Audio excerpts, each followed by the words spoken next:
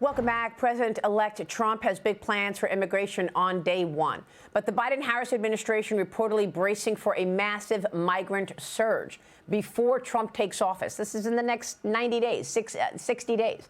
Smugglers are allegedly warning migrants they have until January to get into the United States before the 47th president locks down the border.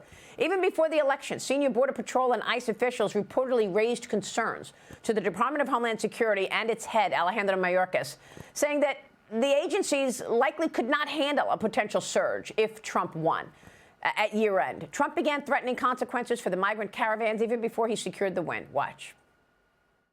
Now we have a new president in Mexico. I'm going to inform her on day one or sooner that if they don't stop this onslaught of criminals and drugs coming into our country, I'm going to immediately impose a 25% tariff on everything they send in to the United States of America. Because if that doesn't work, I'll make it 50. And if that doesn't work, I'll make it 75 for the tough guys, and I'll make it 100. There you go. He's using tariffs in a strategic way. Joining me now is Lieutenant Christopher Olivarez of the Texas Department of Public Safety. Lieutenant, good to see you. Thank you so much for joining us. So I want to get your take on what you're expecting at year end. How likely are we going to see a big surge in migrants to try to get through before Trump takes office? What are you seeing on the ground right now, 2 days after the election? Good morning, Maria. Great to be with you as always. Of course, now with this, that it's been confirmed now that President Trump will be the new president going into 2025. We do anticipate that we may see a surge of potential illegal immigration taking place on the border. There has been caravans. We talked about this several times, I believe, the last time I was on your show, anywhere from 3,000 to 5,000, these groups that are making their way to the border.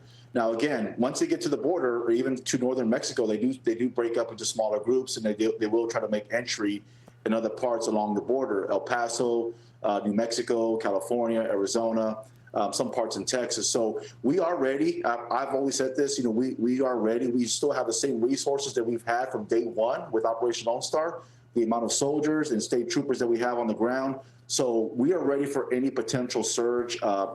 We've reinforced areas along the border where there is no border wall, where there is no reinforcements. We are placing barriers along those areas. And we're actually arresting illegal immigrants that are coming across the river that are committing state crimes. So we're sending a message in Texas that we're going to make it least desirable to cross in Texas. We want to make it very difficult as well, and that we're going to try to push that flow to the west, which would be Arizona and California and those areas. So we are ready for any potential surge moving forward. And of course, even after inauguration, we will still have a single amount of manpower because it is going to take some time to actually, restore some of the damage that's been taking place over the last 4 years on the border.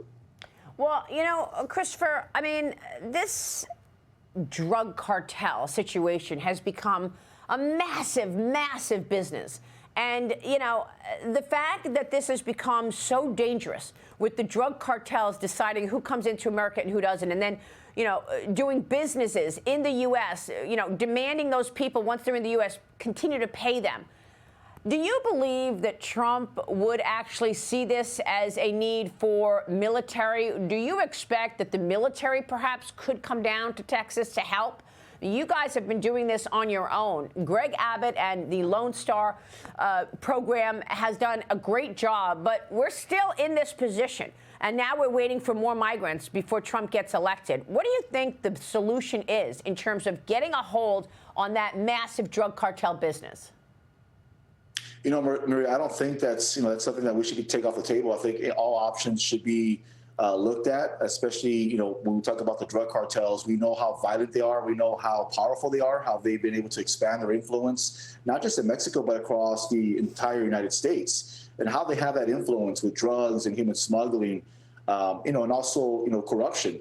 So we're going to need more resources. Obviously, it's not going to just take, the state of Texas as well as Border Patrol agents. We're going to need more resources, and that takes military resources. They can be used in a strategic manner to gather intelligence so we can actually go after these cartels and actually combat some of this transnational criminal activity. We talked about this, over the years, how the Mexican drug cartels have adapted from drug smuggling to human smuggling, where now human smuggling has been a multi-billion-dollar criminal network for them. So when they see this flow of mass illegal immigration to start to decrease because of Trump's policies and how he's going to actually take action on the border, they're going to try to find other ways to get those profits. So we're going to need more additional resources, federal resources now, to actually crack down on these cartels and actually go after them, from the leadership level all the way up to the operatives that are involved with human smuggling or drug smuggling.